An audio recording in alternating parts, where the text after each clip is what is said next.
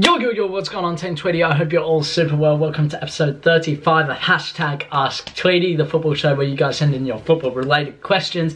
I do my best to answer them. This time I'm going off on my own sort of story time thing. I posted a photo on Instagram and it was a photo of me, which is actually my profile picture from my time at Real Valladolid or Valladolid, I forget how you say it. And I was there for 1 month at an international academy. And I said in that post, who wants to hear about my story at this international academy? Who wants to hear about it, what it was all about and whether it was worth it? And a lot of you guys said, yeah, tell us about it, what happened? So this episode, usually you guys send in your questions. If you have any football related questions, let me know down in the comments. I'll whack them onto the Word document where I put them all together. Your name will go on there. And yeah, basically I just answer that every single episode. So this time I'm just going off on my own sort of talk, rant, I guess. Basically, let's start off from the beginning. I knew this coach who I've been working with since I was maybe 5, 6. And I think he got 1 cup for the Australian national team. Anyway, so I was working with him for ages. And he then, I think it was when I was about 16, he put me on to someone who was Spanish. And because I said to my one-on-one coach, I said, look, I want to go overseas. I'm in Australia, but there's not a real way to progress here. There's only one professional league. As you guys know, I'm not a huge fan of how Australia is placed with its football in terms of making a living out of it. So he said, all right, let me introduce you to this person. And this person was a Spanish guy.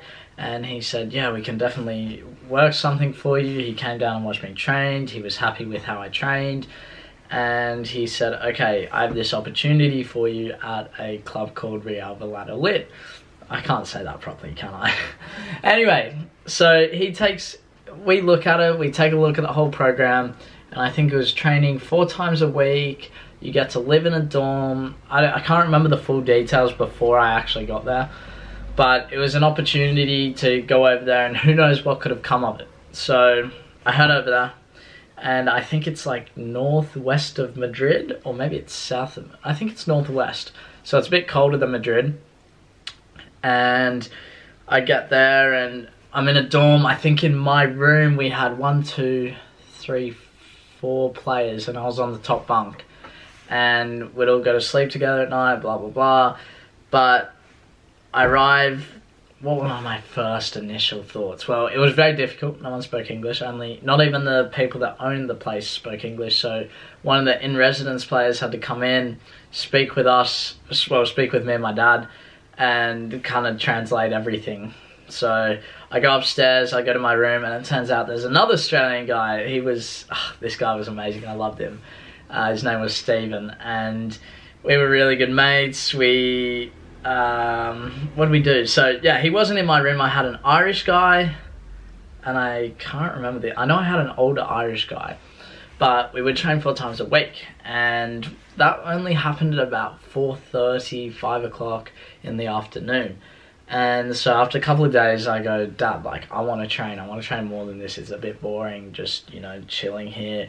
Because what would happen is everyone would go, not everyone, you'd sleep in because you had nothing to do unless you had to go to school. For those that didn't go to school, you go down for breakfast if you want. If you don't get up for breakfast, you go to the cafe, you sit in the cafe and play video games on your computer because that's where the Wi-Fi was. There was no Wi-Fi in the dorms.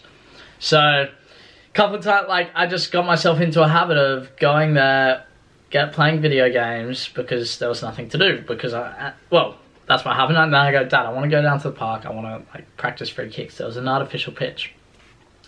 So I get one of my mates from the dorm to translate that to the person who owned the place, and they said, no, we can't do that. I'm like, what do you mean? They said, well, you're not allowed to use the artificial pitch. I'm like, why? What's the problem with using an artificial pitch? The whole point of this academy is to make me into a better player. And that's where I kind of realized that, like, you know, the whole point of this academy was to make money, not, well, obviously it's to improve players, but it's not to progress players, I guess. They limit you to what you can do. So I still remember those days. It's crazy times. Actually, one little side note, I thought I saw Ronaldo drive past me one day. It was like a Bugatti, and I was like, Was that Ronaldo? Anyway, so we'd train and then we got an occasional game. I remember, I think I only played one game from my memory, and that was against a juvenile B team. So now that I know that, I think it's like under 19s.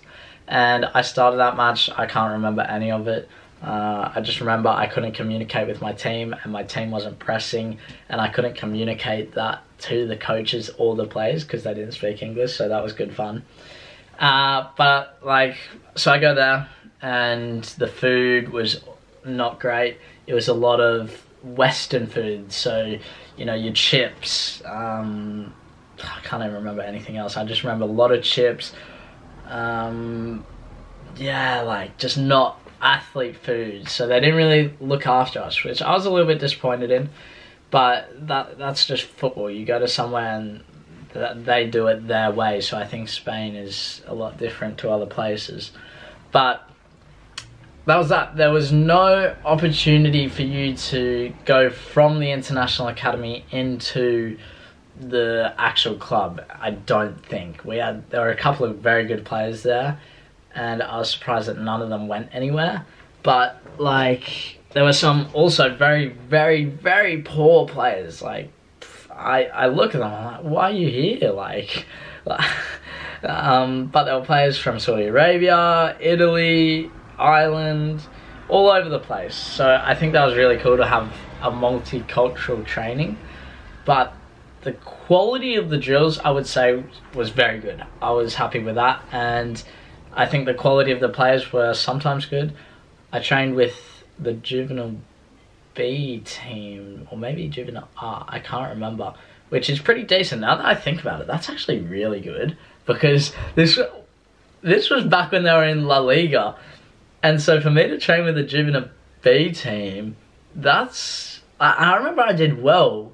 So yeah, I'm stoked with that. Now, yeah, it's all coming back to me, because when I was in Spain recently, I trained with a juvenile B team, but I was a lot older than them. So when I was there, I think I trained, I know I went there once, did really well, and I got called back to go again.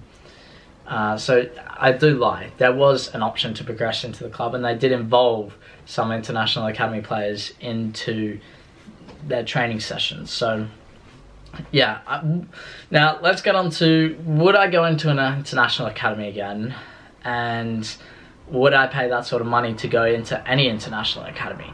For me, I wouldn't go to that one again.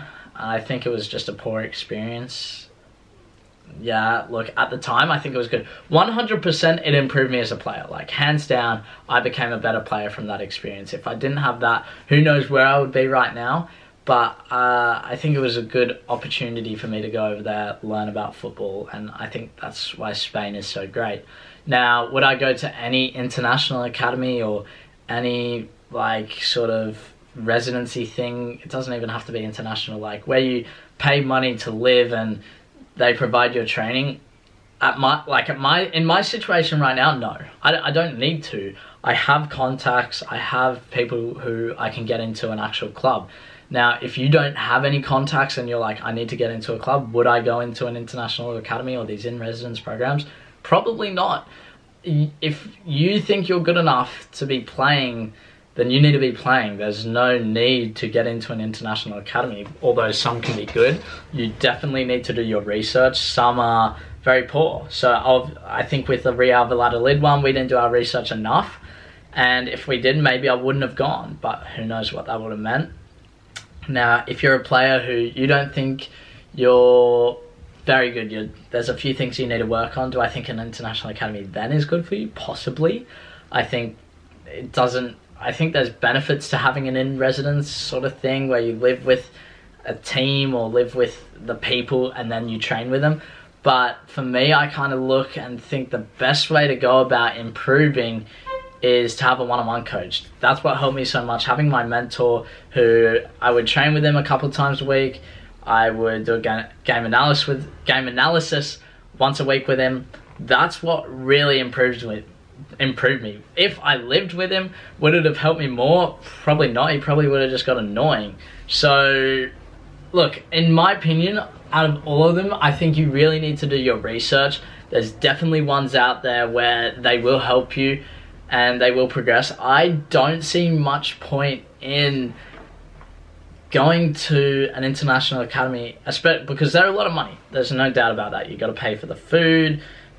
I assume you're sleeping in a bed that they provide for you, like I did.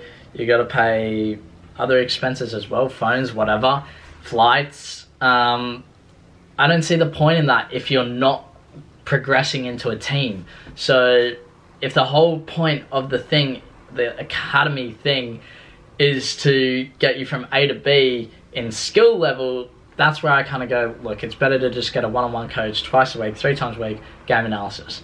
Now, if you're looking to go from A to B in terms of teams, so you're playing at a tier 10 team and you're looking to get contacts at a tier 7 team or a tier 6 team, then it's like, well, if that academy doesn't offer that for you, why would you go? That's kind of where I draw the line and go, I don't think it's worth it.